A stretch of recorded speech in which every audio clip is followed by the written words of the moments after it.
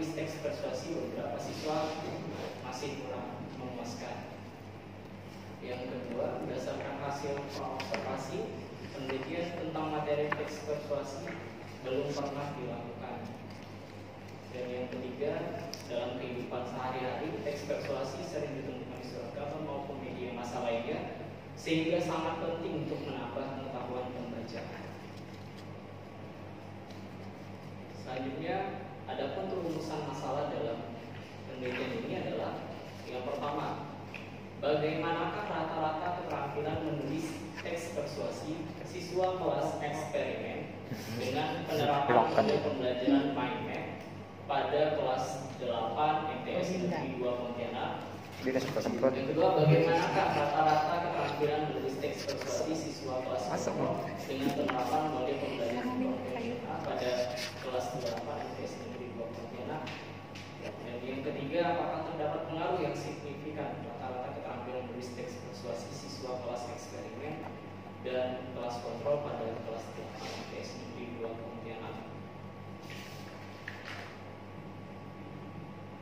Adapun tujuannya untuk mengetahui rata-rata keterampilan menulis teks persuasi siswa kelas eksperimen dengan penerapan model pembelajaran mind map kelas 8 MTS Negeri 2 Pontianak.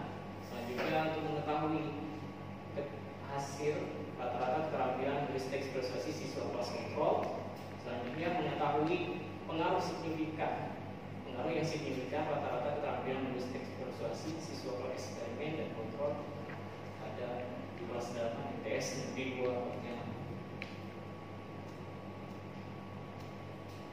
Adapun manfaat penelitiannya ada manfaat teoritis dan manfaat praktis. Ruang lingkup penelitian, variabelnya ada variabel bebas dan variabel terikat. Kalau variabel bebasnya model pembelajaran mind map, sedangkan variabel terikatnya adalah keterampilan menulis teks persuasi. Untuk definisi operasional dan model pembelajaran mind map, keterampilan menulis dan teks persuasi.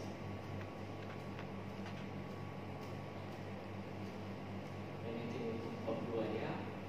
Kajian teori ada model pembelajaran mind map, keterampilan menulis, penerapan model pembelajaran mind map, ada keterampilan menulis teks persuasi, penilaian keterampilan menulis teks persuasi, penelitian relevan, rangka berpikir, dan hipotesis penelitian. Sedangkan untuk metodologi penelitian, metode penelitian yaitu eksperimen. Bentuk penelitiannya adalah kuasi eksperimental bisa. Adapun rancangan penelitiannya adalah non-equivalent control group bisa. Sedangkan untuk populasinya, untuk kelas 8 di MTS Negeri 2 Pontianak ada 399 orang, dan dalam pemilihan sampelnya melalui kelas sampling kelas 8 dan kelas 8 A dan B. Untuk teknik analisis datanya menggunakan statistik, dan alat teknik pengumpulan datanya pengukuran dan studi dokumenter.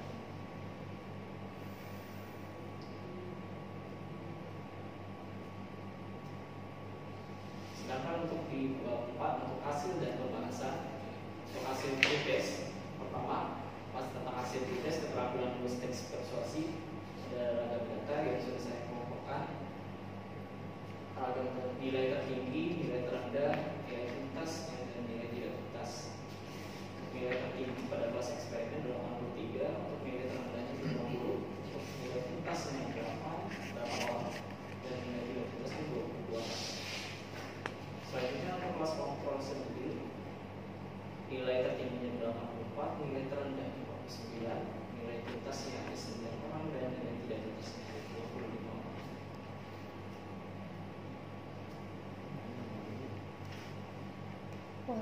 Sedangkan untuk hasil perhitungan pretest kelas eksperimen dan kelas kontrol, terdapat histogram untuk perbandingan nilai rata-rata maupun nilai tertinggi dan nilai terendahnya, dan ditemukan hasil untuk hasil analisis normalitasnya di kelas kontrol dan kelas eksperimen, yang berdistribusi normal.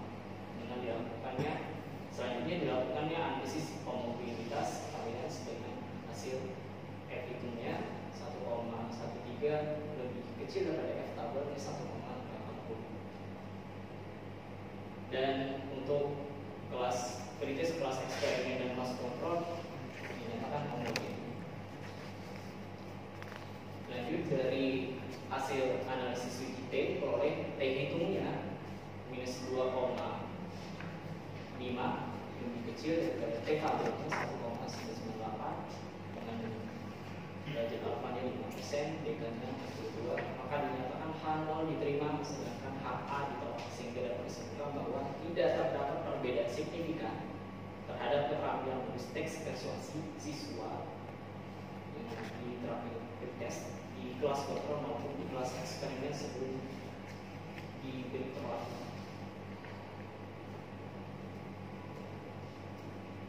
Selanjutnya untuk hasil post-test keterampilan menulis teks persuasi kelas eksperimen dan kelas kontrol. Datanya untuk nilai tertingginya untuk kelas eksperimen 88, nilai terendahnya 60, nilai tuntasnya 22 orang, nilai tidak tuntasnya ada 8 orang. Sedangkan untuk kelas kontrol adalah datanya nilai tertingginya 85, nilai terendahnya 60, dan nilai tuntasnya ada 12 dan nilai tidak tuntasnya ada 22 orang. Dan ini untuk histogram hasil perbandingan post-test kelas eksperimen dan kelas kontrol.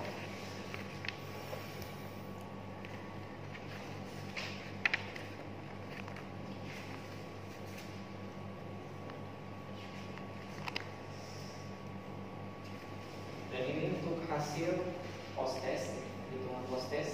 Jadi skor post-test di kelas kontrol diperoleh X kuadrat hitung yaitu 126,748 dengan S kuadrat tabel nya adalah sebesar 7,815 karena keduanya data diperoleh X kuadrat hitungnya lebih kecil daripada X kuadrat tabel. Dari hasil post-test kedua kelas dinyatakan berdistribusi normal.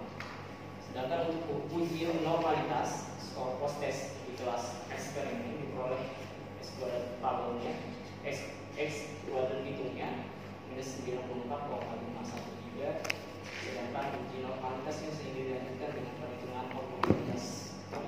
Setelah dinyatakan datanya normal, dilanjutkan dengan perhitungan homogenitas. Dalam perhitungan homogenitas antara eksperimen dan kelas kontrol, F hitungnya 1,38 lebih kecil daripada F tabel 1,286. Maka data post-test kedua kelompok dinyatakan homogen dan tidak berbeda secara signifikan.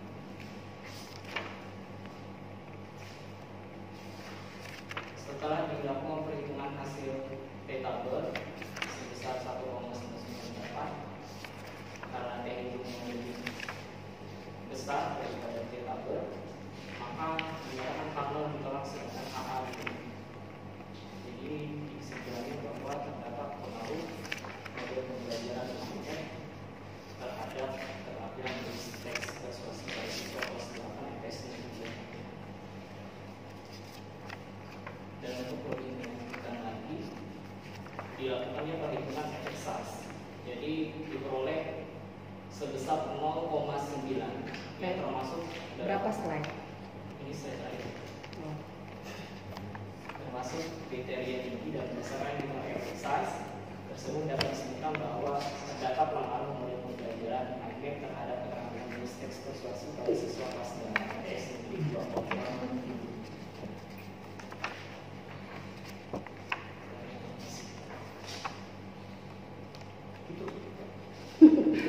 Baik, itu saja yang bisa saya sampaikan. Saya kembalikan, saya serahkan kepada pimpinan untuk Baik, demikian presentasi dari Saudara Febrianti. Silakan minum dulu.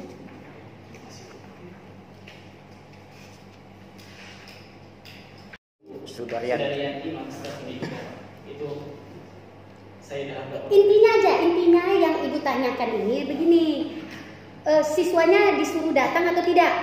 Pada tanggal 15 sampai 18 kamu mengambil data itu. Siswanya? Iya. Siswanya pada waktu itu? Iya. Pada tanggal 15-18 itu. Waktu saudara ngambil data. Ada siswanya enggak? Pastinya ada. Karena kan Siswanya di sekolah. Disuruh hadir siswanya. saya koordinasinya seperti itu. Tapi datang tidak siswanya semua 2 kelas itu untuk saudara penelitian saudara. Saya Ini Pak. Febri bingung sih gini Pak. Ketika kamu meneliti kan jadwalnya bulan Juli. Nah saat itu kan libur nih, tahu kita karena corona ini kan tidak diizinkan, kan banyaknya daring. Nah ketika tadi kamu menyampaikan bahwa ada respon ya. Nah siswanya itu hadir di sekolah enggak? Itu Bah. Terus kapan kamu meneliti itu? Karena kalau pra jelasnya bulan Maret tanggal 5 Iya, kan. tunggu libur. Nah, itu loh. Gini aja, iya atau tidak gitu aja kamu jawab di saya. Pada saat proses. iya Iya apa? Iya hadir. hadir, siswanya hadir. Ada pada 2 kelas. 2 kelas itu. Dapat 2 kelas. 8A dan 8B hadir. Iya, Serius? serius. Oke. Bingung baby. Itu aja kamu jawab saya iya atau tidak gitu aja, ya. Kamu kan sudah banyak pengalaman, tenang, kamu jangan grogi. Kalau saya baca runutan riwayat kamu kan udah luar biasa. Jadi tenang aja, ya. Nggak dimakan kok kamu. Febri kayaknya takut sekali semua. Iya. Mungkin karena suara saya lantang kali ya. Tenang. Kok kamu Minum dulu. Kayak jadi bingung tadi. minum. Minum, Kok kamu Len. minum gitu. Udah minum, silakan. Ya. Iya. Pen, Ibu tegaskan ya, para penguji itu tidak ada bertanya menyimpang. Dari apa yang kamu Iya, tulis. pasti dari apa yang kamu tulis. Makanya saya perlu klarifikasi aja. Nanti masuk YouTube loh, Pak. Iya, muka kamu saya perhatikan di sini nih, muka kamu tuh kayak bingung.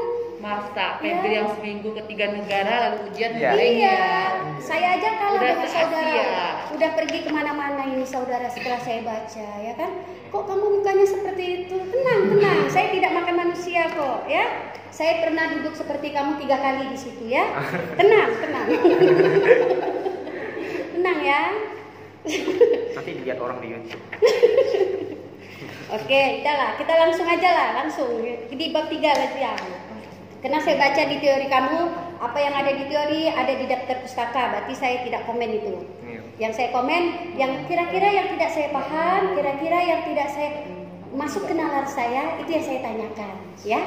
Oke? Baik, kita buka di bentuk penelitian saudara di halaman 32. Saudara menggunakan bentuk penelitian apa? Halaman 32. Bentuk penelitian poin 2. Saya menggunakan kuasi eksperimental design. Iya, oke. Kalau saudara sudah dalam penelitian yang sudah saudara lakukan, tidak perlu lagi saudara tulis pre-experimental design, through-experimental design, langsung masuk ke dalam bentuk penelitian saudara. Tulis langsung kuasi. Dalam penelitian ini saya menggunakan bentuk penelitiannya adalah kuasi experimental design. Ya sudah. Tanpa adanya pengantaran. Ada, tetapi kan pengantar kamu ini kan bukan pengantar yang bahasa kamu, tetapi bahasa menurut pakar.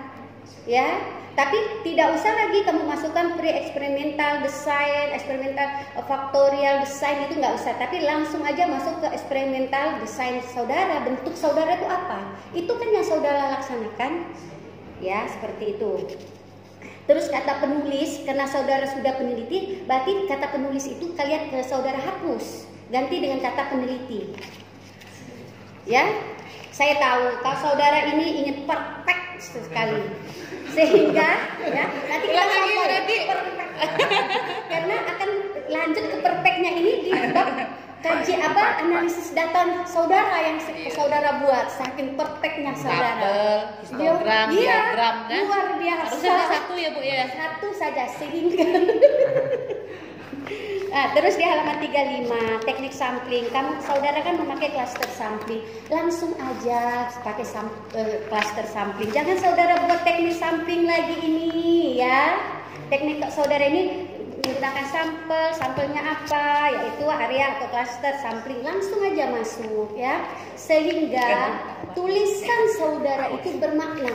Tidak muter-muter gitu, tetapi langsung orang membaca, oh ini maknanya, seperti itu. Jadi tidak usah saudara membuang energi saudara berpikir keras, itu nggak usah, ya, seperti itu. Baik, di halaman 36. Di halaman 36 ini kan saudara memiliki kelas 8A dan 8B. 8B sebagai kelas eksperimen dan 8A sebagai kelas kontrol. Ya kan? Yang ingin saya tanyakan ke saudara di sini, saudara kan ada menggunakan reliabilitas. Ya? Benar? Di teorinya ya ada. Di sini ada nih metodologi, ya, reliabilitas.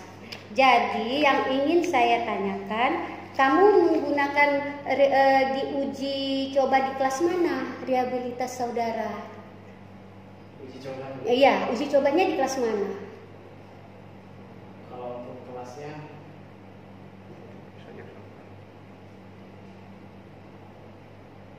ini saya jujur tidak ada untuk reliabilitas. Bagaimana caranya kok bisa saudara? Pantesan tidak ada penjabaran di sini, ya kan? Sedangkan uji reliabilitas itu saudara katakan di dalam teori itu untuk mengukur berkali-kali. Kalau uji reliabilitas, sepengetahuan saya itu untuk menguji di kelas lain sebagai pembanding, bukan di kelas A dan B. Itu masalahnya. Iya, ya kan? Ya itu masalahnya. Ya bagaimana caranya lah. Ya kan? Kalau udah itu masalahnya, carilah penyelesaiannya, ya. Seperti itu. Sehingga makanya saya bilang sehingga skripsi tulisan karya ilmiah kamu ini bermakna. Ya. Saking perfectnya saudara ini ya. Cantik kan bahasanya kan. Tambah satu Bu, jujur. Jujur. Nah, itu yang saya suka dari saudara itu jujur. Kalau saudara mengatakan saudara tidak melakukan, saudara tidak melakukan. Tetapi di sini ada gitu kan.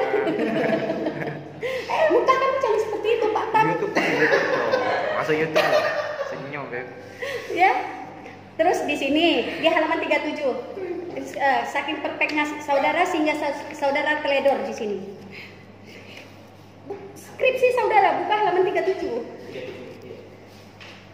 Halaman 37. Teknik pengumuman data yang digunakan dalam penelitian ini adalah teknik observasi dan teknik pengukuran. Oke? Benar? Dia udah tahu salahnya. Benar apa tidak? Saya selalu Apa ya sebenarnya? ini Apa? ini pengukuran dengan studi dokumentasi. Iya. Saya satu. Iya. Aduh, so sweet kamu. Jadi disesuaikan ya Bang ya apa yang kamu tulis di sini. Maka saya bilang sakingnya kamu perfect tadi tuh sampai kamu teledor tadinya ya. Terus di dokumentasi kan ada lembar observasi ya. Ya. Ya kan? Bagaimana cara melakukan praobservasinya itu? Lembar observasinya ada tidak? Ada Bu. Ada di halaman berapa lampirannya? Pada saat praobservasi. Nah, di halaman Halaman 112. 112.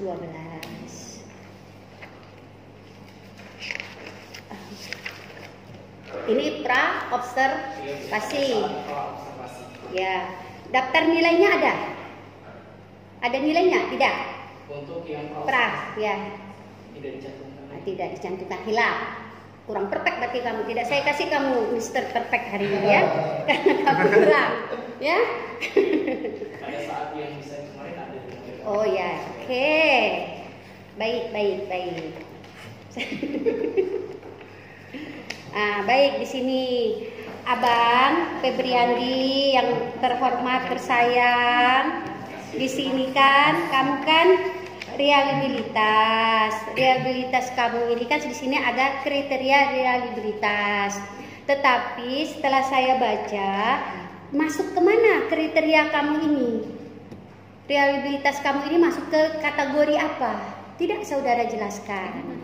Ya, jadi saudara tambahkan lagi hasil uji coba saudara itu masuk di bagian apa? Derajat reliabilitas sangat rendah, sedang, tinggi atau sangat tinggi. Ya, di reliabilitas. Karena saudara sudah ada tabel nih. Tabel saudara ini ya kan? Masuk di mana penelitian saudara? Ya, seperti itu harus. Ya, makanya kamu jangan banyak-banyak tabel lah. Buat bingung saya jadinya. Ya. Ya, kita lanjut ke bab 4.